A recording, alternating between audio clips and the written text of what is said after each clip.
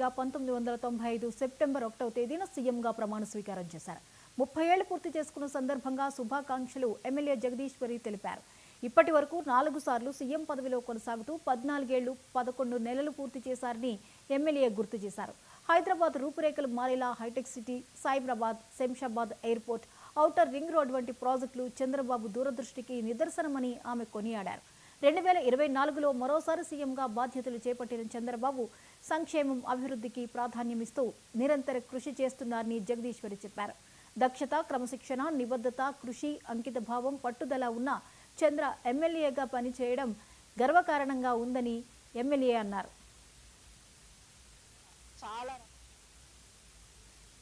అందరికీ నమస్కారం. పార్వతీపురం మన్యం జిల్లా కురుప నియోజకవర్గం నుండి ఈరోజు ప్రెస్ మీట్ పెట్టడం జరుగుతుంది.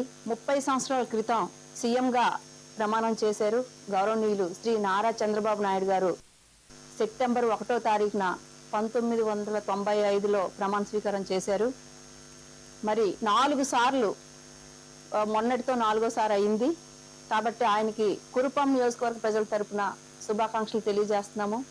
అలాగే ఎప్పుడు కూడా ఆయుష్ ఆరోగ్యాలతో ఉండాలని కురుపం నియోజకవర్గ ప్రజలందరూ కూడా కోరుకుంటున్నాం. ఎందుకంటే ఆయన సేవలు ఇంకా అవసరం. మరి ఈరోజు చూసుకుంటే అనేక మార్పులు తీసుకొచ్చారు.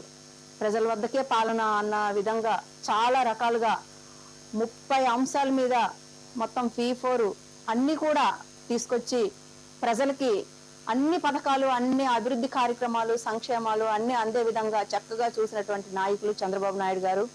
కాబట్టి ఆయనకి మా ప్రజల తరపున ప్రత్యేకంగా ధన్యవాదాలు తెలియజేస్తున్నాము. మరి ఇంకా మరి ఇంకెన్నో సార్లు కూడా ఆయన సీఎంగా ఉండాలని మా ప్రజలందరూ కూడా కోరుకుంటున్నారు.